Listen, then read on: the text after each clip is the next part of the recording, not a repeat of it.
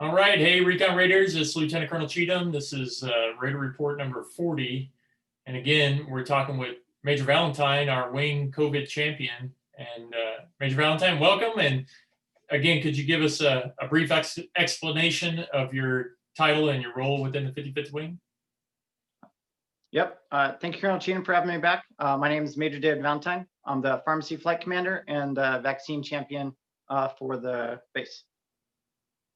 All right. I know you guys have been doing some vaccination today for the base as well as our security forces. How's that going so far? It's actually going great. We started up the ALS building today using that versus being in the med group since we've gotten through our first tier. And the number of people have been coming through in a nice orderly fashion. And the line's working well. And hopefully we'll have everyone vaccinated by the end of tomorrow. Yeah, and just a reminder, you guys are performing vaccinations until 15:30 today, and then tomorrow 0800 to 15:30 at the ALS building for our kind of tier 1 alpha, which includes security forces. Is that correct? Correct? Yes, sir. Excellent. Hey, so I know there's tons of questions that are out there, and I appreciate you being here to help provide shed a little light on some of those questions that are there. But if somebody has questions and maybe they don't have access to YouTube or Facebook to these specific messages that we're delivering, where would you recommend that folks go to receive truth data about the vaccine? Yeah, so the most up-to-date data is going to be through the CDC's website or the FDA. There is a plethora of information available within both of those sites to give you hopefully the questions to your answers. Now, there's lots of news everywhere because this is a very fluid situation in our time and environment. So, I always take everything I read with a grain of salt, and I try to wait for the scientific answers to come through, because usually late breaking news doesn't give you what does this really mean? It just gives you a lot of sound bites and gives you them clicks and gives them the advertising. And I really like to see what the scientists do with that information to kind of determine which direction we go within the medical group. Yeah, have you been seeing any side effects locally from the administer of this particular vaccine? For example, I received my vaccine on last Thursday.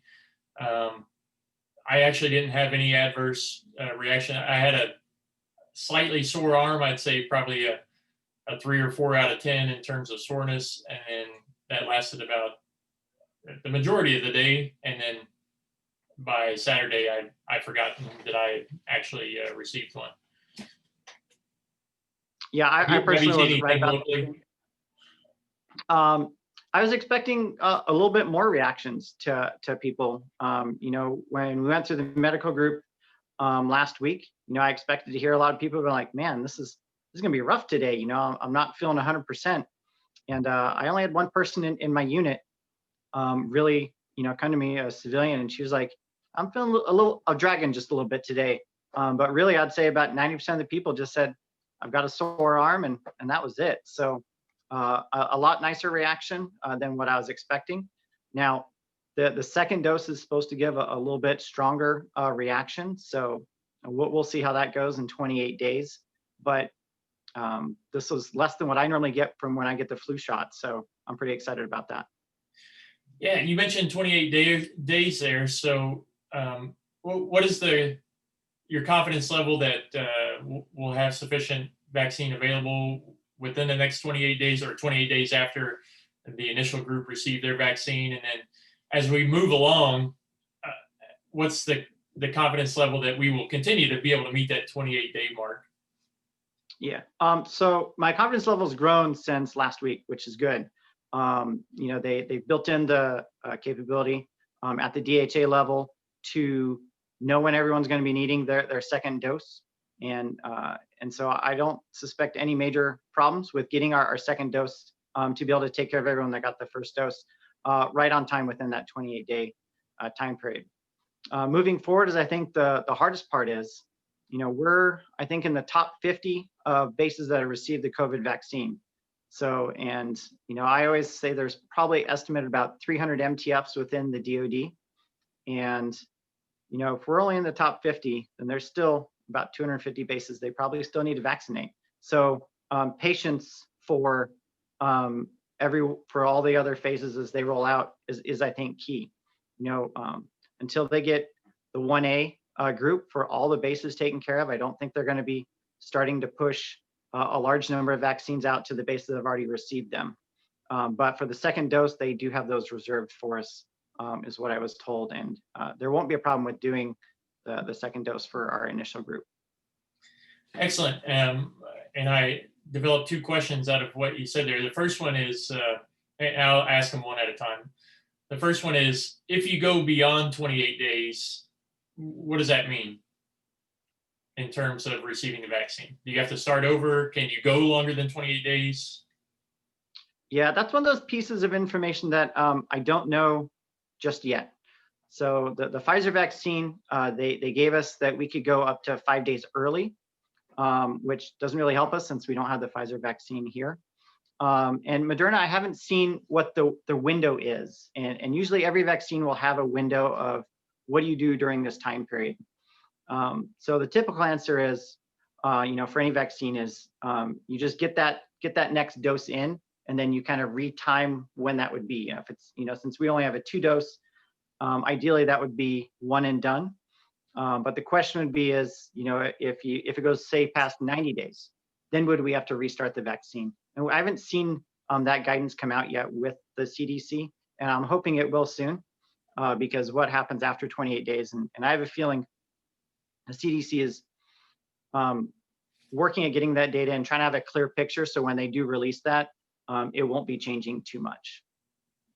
And since the Moderna came out late December, that gives them probably another couple weeks before they really need to start answering that question. So hopefully that'll be out soon. And I think most important from there, it's not recommended to take the second booster shot before 28 days, but it does seem like there may be some opportunity for flexibility after 28 days. Is that correct? That is correct. Okay. And then the second question that I was referring to earlier is in regards to our spouses or family members. So the intent is to try to get the Tier 1 Alpha folks accomplished first, which includes security forces and emergency services. What do you think the timeline is? What is the projected timeline for that? And again, not holding you to anything, but what would you estimate before? What would you estimate the goal is for Tier 1 Alpha, and then what would you estimate the goal is for our family members to start being able to receive vaccine? Yes. Estimates only. So it's a great question. I don't have a great answer. I'll give you the Major Valentine's thoughts and processes, but really anything can change. It really all depends how much vaccine gets issued to the DoD and how quickly everyone does go through the vaccination processes. The tiers that we have to go through, we will plus up and be able to get some beneficiaries in sooner. Those are going to be ones high risk, the elderly, so probably not a lot of the active duty members or their families. But if we have grandparents eligible or anything, they'll probably be able to get their vaccine a lot sooner than I would say the general population.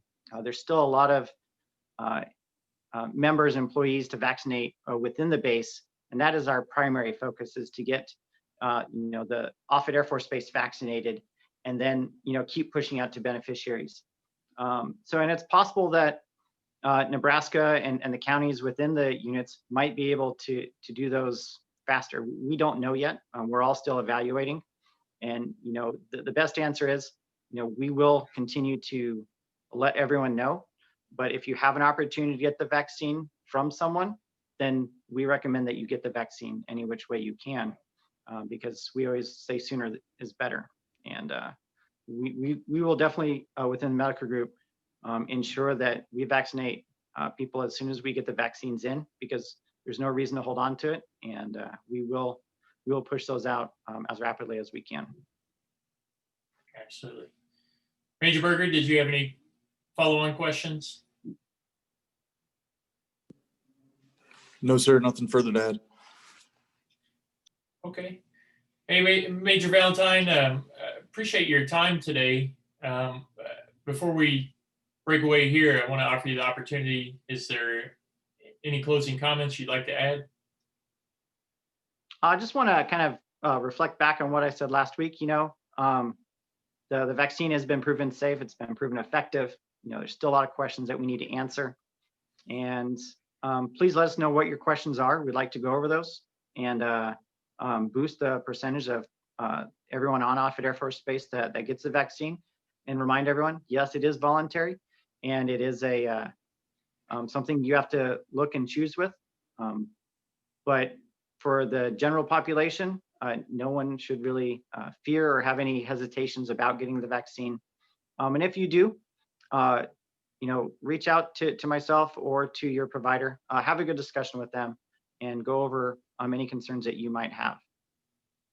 I did have one other question that we talked about, something about maybe potential schools requiring it, and that's something that we don't know yet. So I would hope that if, as a military member, it's not required for us, it should never become required for schools, whether that's elementary schools for our children, or at a college level for ourselves. At this time, until it becomes a licensed vaccine, I think that's the good way to classify it. But we don't have those answers just yet, and we'll see what develops through the structures that make those decisions. Yeah, absolutely. And as you mentioned before, just trying to find those truth data sources that may be outside of this particular conversation, but the CDC website, as well as Offutt Air Force Base coronavirus page, which kind of links back a lot to the CDC as well. And we'll post both those links into our Facebook page as well. I definitely know that we're not there yet, but our dependents are, at some point, are going to be able to partake in the vaccine. And so I'd hope to be able to invite you back, and again, open an open forum for our dependents to be able to ask any questions that they may have that may differ a little bit from the members, service members themselves. And I look forward to doing that. Hopefully, as time goes on, you guys are getting more and more data collected from administering more vaccines, that our information levels grow. We just want to grow along with you, and make sure that we're getting as much truth data out to our members so that they can make the right decisions for them based on the right information. So, hey, thank you so much for being with us again today. Look forward to talking with you again, and I know you got a really difficult job there. Good luck to trying to reach everyone and get this base vaccinated so we can get back to normal as soon as possible. Appreciate it, sir. And glad to chat with you guys. It's always welcome. I appreciate it. Okay. Talk to you soon. Thank you.